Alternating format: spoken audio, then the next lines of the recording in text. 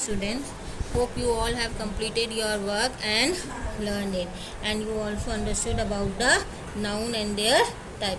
Now in this class we are going to study new chapter, the humble house crow, unit 1, section B, the humble house crow. What do you know about humble? Humble means friendly. Sparrow गोरेरिया को बोलते थे. ये बहुत ही छोटी चिड़िया होती थी. मे भी तुमने कभी आजकल में भी देखी होंगी ये चिड़िया. हम्बल हाउस स्पैरो आजकल डिसअपियर हो गई है. पहले ये बहुत सारी थी.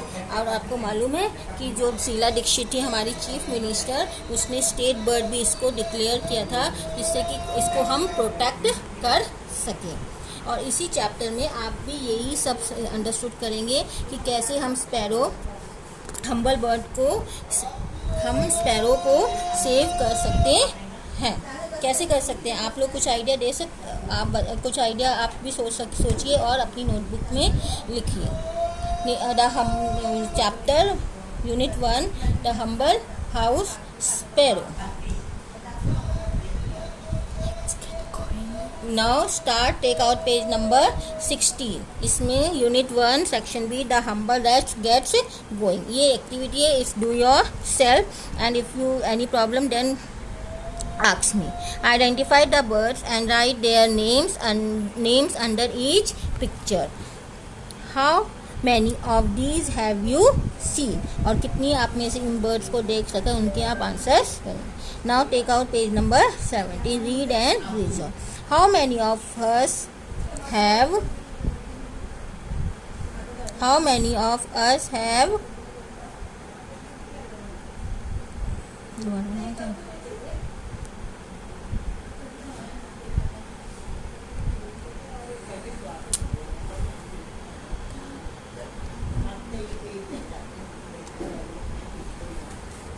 How many of us have experienced the pleasure of witnessing a host of tiny house sparrow barking insane joyously? How many of us, मतलब हमने कितनों ने हम लोगों ने एक्सपीरियंस किया होगा वो खुशी जो ये कितने भी गवाह भी रहेंगे. होस्ट मतलब अ लार्ज नंबर ऑफ छोटी हाउस स्पैरो जब वो मिट्टी में खेलती थी, बड़ा ही मज़ा आनंद आता था.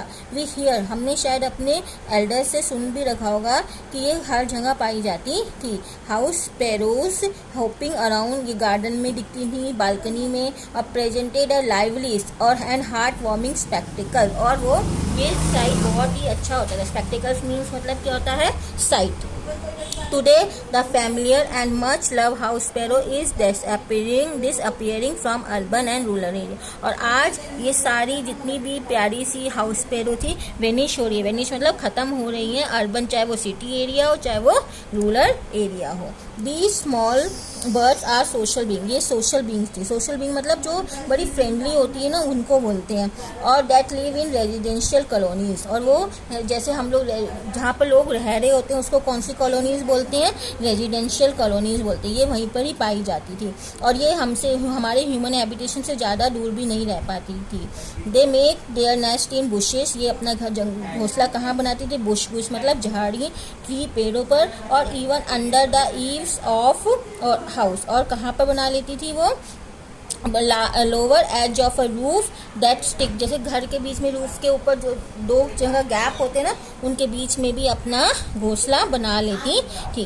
However there is a rapid decline. लेकिन अब क्या हो रहा है, इनको बहुत जल्दी ये कम हो रही है. In the number of sparrows in metropolitan city. Metropolitan city मतलब महानगर, जैसे मुंबई, दिल्ली, कोलकाता और मद्रास. क्यों हो रहा है, it is because of the loss of nesting site. क्योंकि पेड़ कट रहे हैं. पेड़ कटने से इनको नेस्ट की प्रॉब्लम हो रही है. घोंसले नहीं बना पाते, इनको फूड ढंग से नहीं मिल पाता, क्योंकि हम पेस्टिसाइड्स यूज़ करते हैं जिससे कि इंसेक्ट मर जाते हैं और ये नहीं खा पाती.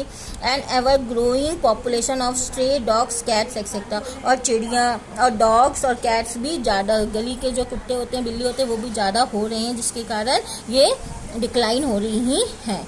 What we see everywhere. अब हमके क्या दिखता है ज़्यादातर, पिजन्स ही दिखते हैं ना, और फिर क्रोस, उनकी कर्कश आवाज़ ही सुनने को मिलती है. कर्कश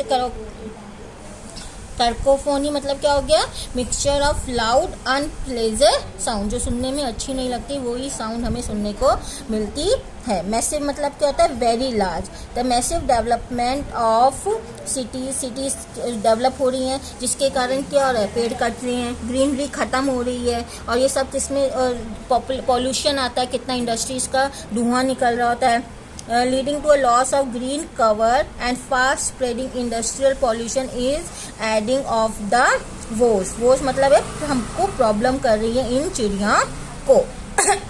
development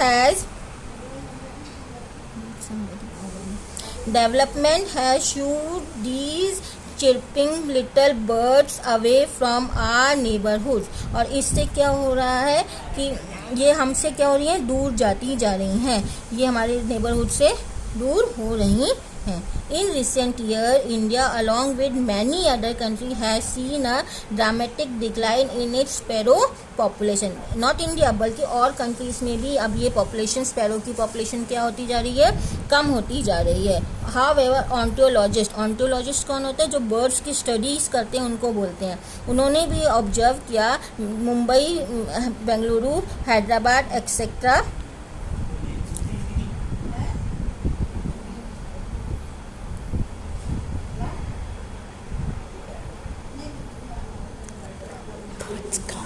मुंबई वगैरह में भी क्या हो रही है, बहुत चिड़ियाँ क्या हो रही हैं, कम होती जा रही हैं। क्या हो गई हैं, सारी चिड़ियाँ यहाँ से हटती जा रही हैं। कि कौन होते हैं ऑर्निथोलॉजिस्ट, कौन होते हैं, जो बर्ड्स की स्टडी करते हैं। आपने क्या छोटी छोटी चिड़ियाओं को देखा है क्या, have you seen it? Some students must seen when they go in villages, जब वो गाँव जाते होंगे तो मे भी शायद उनको ये चिड़ियाँ दिखती होंगी, और जो यहीं रहते हैं उन्होंने कभी कभी इन सिटी को पार्क वगैरह में देखा होगा। Now let take out page number 80। This is a matter of concern, ये for most of the environmentalists who have invented ways to attract the bird back to the city। अब ये concern करने का environment, जो सारी सामाजिक वगैरह इसको देखता है, लुक आफ्टर करता है, वो लोग खोज रहे हैं तरीका कि हम इन चिड़ियाओं को कैसे वापस ला सकते हैं। तो क्या आप लोगों के पास कारण है ये समझ आने का कि कैसे हम बर्ड्स को वापस ला सकें? Keeping feeders for birds with grains and water. देखिए आपकी पिक्चर में भी बनाया गया है कि कैसे एक बाउल के अंदर अलग अलग चीज़ें रखी हुई जो बर्ड्स को अट्रैक्ट कर सकती हैं। फीडर्स मतलब खाने की चीज़ें, हम उनके लिए खाने की चीज़ें रख सकते हैं, पानी रख सकते हैं जिनसे वो अट्रैक्ट होएं और आ सकें। Putting up little wooden boxes on trees that would serve as nest for bird. हम वुडन बॉक्सेस, छोटे छोटे वुडन बॉक्सेस भी पेड़ के ऊपर रख सकते हैं जिससे कि वो अपना घोंसला उनमें बना सके। Making a bird bath using clay container and filling them with water. देखिए इसने भी बनाया हुआ ना, पानी के लिए बड़ा सा बार बनाया जिसमें बर्ड आराम से नहा सके, और अपने टेरेस या फिर बालकनी में भी इसको रख सकते हैं। So it's time to support these. तो आप लोगों ने क्या क्या सुना, क्या क्या देखा कि हम बर्ड्स के लिए क्या रख सकते हैं, फीडर रख सकते हैं जिससे कि वो आराम से आकर खाना खा सकें और पानी पी सकें। और दूसरा हमने क्या देखा, हमने इसमें सुना कि वो पेड़ों पर एक लिटिल वुडन बॉक्स रखें जिससे कि वो अपना क्या बना सके, घोंसला बना सकें, और उनको गर्मी है या कुछ भी है तो उनके लिए नहाने के लिए भी एक क्ले कंटेनर बना सकते हैं और जिसको हम अपने टेरेस पर या फिर बालकनी में रख सकते हैं जिसमें वो इंजॉय कर सकते हैं। So it's time to support these dear creature. लेकिन ये अब टाइम आ गया कि हम इस क्रिएचर को सपोर्ट करें। Uncontrolled human activity must be check. जितनी भी हम बेकार की एक्टिविटीज़ करते हैं उनको हम चेक करें और उनको हम रोकें। इट्स नॉट सो लेट, अभी इतना लेट नहीं हुआ। 70% of India is rural and provides nesting places and food to house sparrow.